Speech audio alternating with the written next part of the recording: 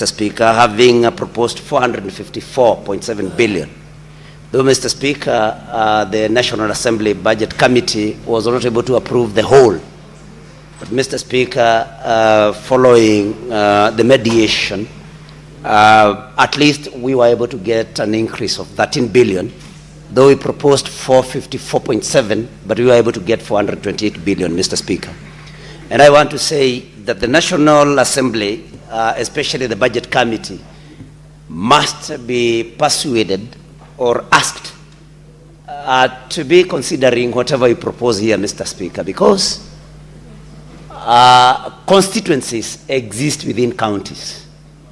The same wananchi that the National Assembly serves are the very people that the county governments serve, Mr. Speaker. And especially when it comes to health, that everybody, including the members of the National Assembly, have families that receive medical care from counties. And that is why we would want to beseech them that when we take our estimates and our proposals to them, that they should be giving it a favorable consideration. But Mr. Speaker, I must say that counties must also, besides what we allocate them here, counties must also see to it that they collect enough own source revenue, Mr. Speaker. And one thing that can really aid that is automation of collections by counties, Mr. Speaker. So we must call upon counties also to see to it that they raise their own source revenue, especially through automation of this particular exercise, Mr. Speaker.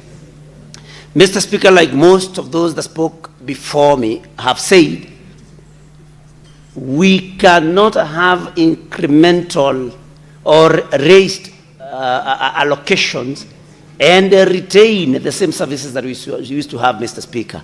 There must be a reflection on the ground. Mr. Speaker, when I served as chair of the Committee on Education in this House, we were able to pass recommendations that every other ECD teacher serving in any county in this country must be employed on permanent and pensionable terms. And not only that, that every teacher's individual qualification must be considered when we pay them their salaries, Mr. Speaker. Because what has been happening in counties is that you find a diploma holder, a certificate holder, a degree holder paid the same salary, Mr. Speaker. And that's why we passed as a Committee on Education the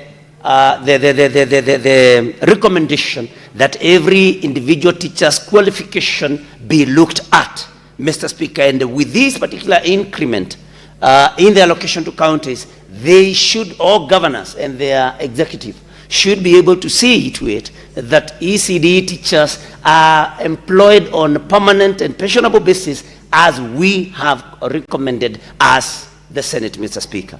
They must also pay them according to SRC guidelines, and not just pay them, I mean just get them on a permanent and pensionable basis and without paying them the required or the salaries recommended by SRC, Mr. Speaker. Mr. Speaker, our health, which is a major function of counties, devolved function, Mr. Speaker, has been ailing in most of the counties, where sometimes counties have no stocks of drugs. Sometimes counties do not have sufficient number of healthcare workers, Mr. Speaker. Sometimes counties even delay the little stipend, allow me to call it that is paid to CHWs, Mr. Speaker, community health, CHPs, Mr. Speaker. Counties must now be prompt in paying CHPs their stipend, even as they cry that the national government has not paid its portion of the stipend to these particular workers, Mr. Speaker. They must also equip our hospitals. In most hospitals, Mr. Speaker, run by counties, you'll find that even basic things like X-rays are not available. With this increase, with these raised allocation, Mr. Speaker, counties must see to it that they equip the hospitals that they run, so that our people, when they go to those hospitals, they receive all the, a whole package, all the services, including, diagnostic services, Mr. Speaker, so that we may be able to give our services better, our people better health care, Mr. Speaker. Mr. Speaker, cancer has become a major problem in this country. Very few counties have cancer centers. And I want to call upon counties to consider, those starting in a small way, whatever they do, they must see to it that they look at this particular menace and start cancer centers and grow cancer centers with time progressively, so that our people may receive these services that are very expensive, Mr. Speaker. And we know that sometimes counties also get problems, Mr. Speaker, with failure of disbursement or failure of pay by SHA. We must also call upon the national government, upon SHA, to pay counties their claims in good time and the right amounts, Mr. Speaker, so that the services that counties offer may continue happening. Mr. Speaker, when it comes to agriculture, sometimes we do not, especially when it comes to livestock, we do not see some services that we used to see when we were young.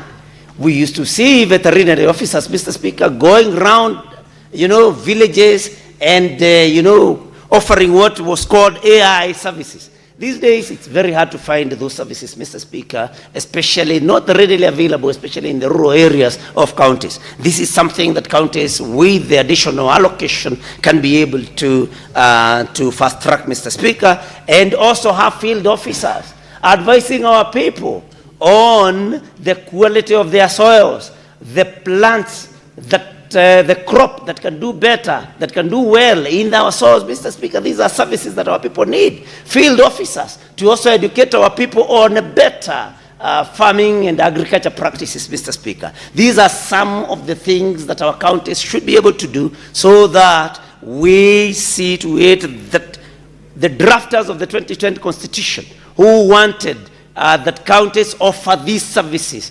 may actually rest easy wherever they are, Mr. Speaker. And recurrent expenditure is something that counties must also arrest. Not arrest, but see to it that they do as per the recommendations of the Public Finance Management Act. They must see to it that they cap it at the 35%, that they operate within that particular limit that we have given them, because it's possible. Let them employ only the necessary staff, Mr. Speaker. And finally, Mr. Speaker, counties must arrest all corruption. Counties must be accountable for the funds that we are sending them. And those that have spoken here this afternoon, Mr. Speaker, have talked about, governors, who are living in largesse. Governors, who are now very rich since they were elected, Mr. Speaker. And the Auditor General should also be able to carry, I don't know whether it's possible for the Auditor General to be carrying out lifestyle audits, of governors. Because, somebody cannot be, people declare their wealth every year. It must be looked into.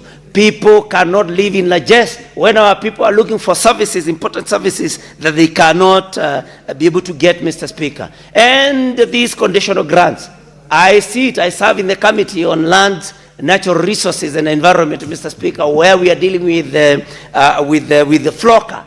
And it is true that there is a lot of wastage of funds. There is a lot of pilferage. There is a lot of corruption in this, Mr. Speaker. Corruption must be arrested in counties, so that the funds that we send there may go to serve our people and not to serve those that are serving in the executive. Mr. Speaker, with those many remarks, I support. Thank you very much for the opportunity. Senator Enoch Wambua.